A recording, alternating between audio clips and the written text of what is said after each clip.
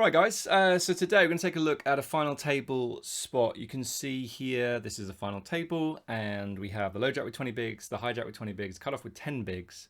The button who opens has 80 big blinds. The small blind has 30, but they folded, and we are in the big blind with 60 bigs.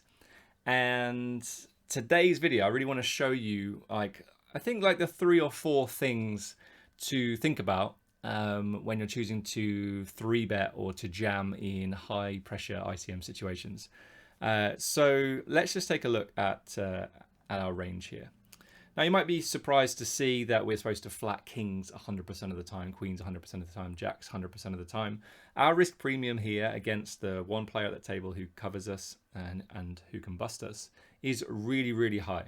So we need to be able to realize a lot more equity in this situation. We also don't want to 3-bet and to get jammed on or get 4-bet and have to play a massive pot out of position. Or if we do 3-bet kings and we get jammed on, how likely is it that he's going to be jamming a hand like queens and jacks? He's more likely to have a hand like ace king suited or aces even.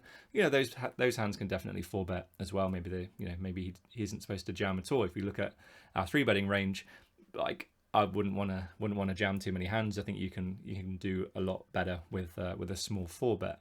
But even so, we want to play these hands passively. We don't want to make a massive pot out of position. So that's why pocket kings is in there. But there are some hands that we want to jam here, and that's ace king, ace deuce, and then ace 3 sometimes as well. So what's going on here? Well, one of the things we want to be able to do here is to block the kind of hands that we'll call when we jam.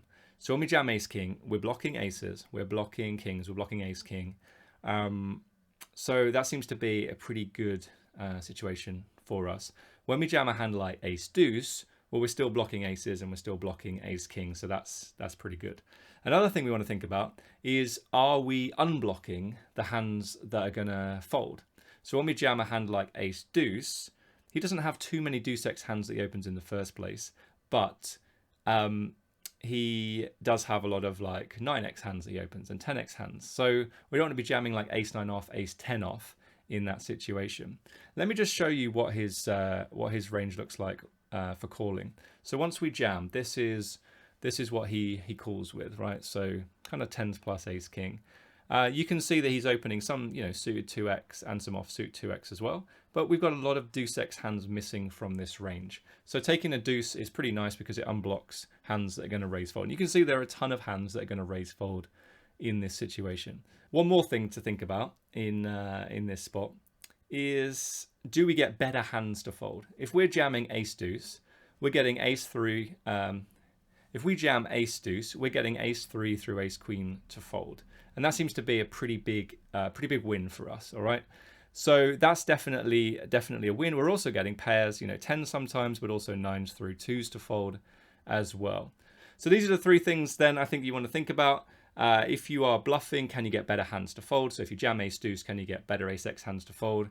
Can you get pairs to fold? Stuff like that. Do you block the kind of hands that can call? So if we jam ace deuce, we're blocking aces and ace king. If we jam ace king, we're blocking ace king and aces. We also do pretty well against queens, jacks, and 10s if we do have ace king. And then the final part is, do we unblock the kind of hands that will raise fold? And you can see there are a ton of hands that are going to raise fold here. So taking a deuce, he just doesn't have as many deuce X hands that he opens here. He's opening more 5x hands or 6x hands even. So we definitely want to take ace deuce off as a jam rather than a hand like ace 8 or ace 9. And the thing is, with a hand like ace 8 or ace 9, if you jam, you're getting a lot of weaker hands to fold, and you're not able to dominate a lot of the kind of hands that he's already opening, all right? So if you have a hand like ace 9, well, it makes sense to keep in a hand like king 9, queen 9, jack 9, 10 9, 9 8, 9 7, etc. All right. So yes, okay. When we've got ace deuce, we could just call and we keep in some queen deuce suited, some jack 2 suited. But you got to think about the whole picture, and those 3 or 4 points I think are really going to help you in these spots.